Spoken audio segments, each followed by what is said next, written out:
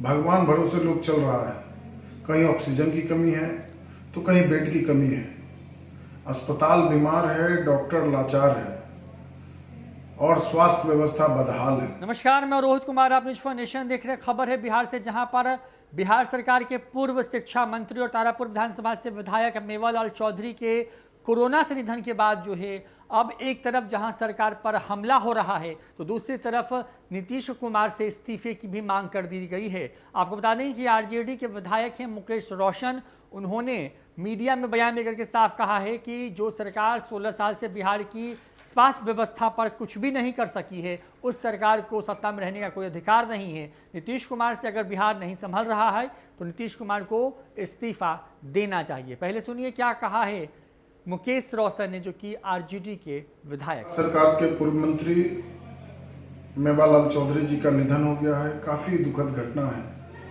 Corona का कहर जिस तरह से लगातार बढ़ रहा है और कहीं न कहीं स्वास्थ्य व्यवस्था पर सवाल उठना लाजमी है कि आखिर एक माननीय विधायक को आप नहीं बचा सकते हैं तो आम आदमी का क्या स्थिति होगा।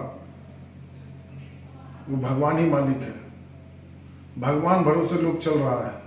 कहीं ऑक्सीजन की कमी है तो कहीं बेड की कमी है। अस्पताल बीमार है, डॉक्टर लाचार है और स्वास्थ्य व्यवस्था बदहाल है। बिहार की इस बदहाल स्थिति को पहुंचाने वाले 16 साल से मुख्यमंत्री रहे नीतीश कुमार जी को जवाब देना चाहिए और बिहार के स्वास्थ्य मंत्री मंगल पांडे जी को निकल करके अनुमंडल स्तर पर अस्पताल का निरीक्षण करना चाहिए कि आखिर अस्पताल का स्थिति क्यों इस तरह का बदहाल है। कहीं ऑक्सीजन नहीं है, कहीं बेड नहीं है। अरे भाई, अगर आपसे नहीं संभल रहा है तो इस्तीफा दीजिए।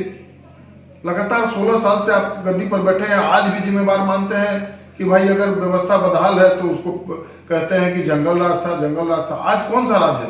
आज मंगल राज में क्या हो रहा है? मंगल पांडे स्वास्थ्य मंत्री हैं, उनको निकल करके और अस्पतालों का निरीक्षण करना चाहिए, दवाओं का व्यवस्था करना चाहिए, ऑक्सीजन की व्यवस्था करनी चाहिए। बहुत स्थिति खराब है। हम लोग 4 बजे भोर से कई लोगों का फोन आ रहा है कि ऑक्सीजन नहीं है अस्पताल में, कोरोना पॉजिटिव केस है और उसको ऑक्सीजन नहीं मिल पा रहा है। तो आखिर ऑक्सीजन की कमी क्यों हो रही है? इसके लिए जमीनी स्तर पर जाकर करके और जांच करने की जरूरत है।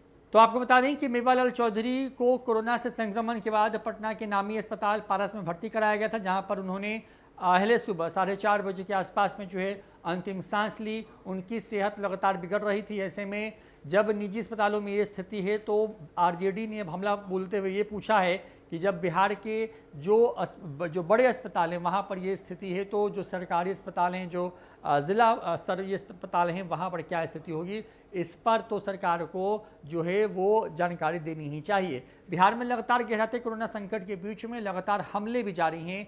मेवालाल चौधरी के निधन के बाद से विपक्ष को एक और मौका मिल गया है सरकार पर हमला बोलने का। साफ तौर पर कहते नजर आ रहे हैं कि पूरा सिस्टम ही राज्य में फेल है।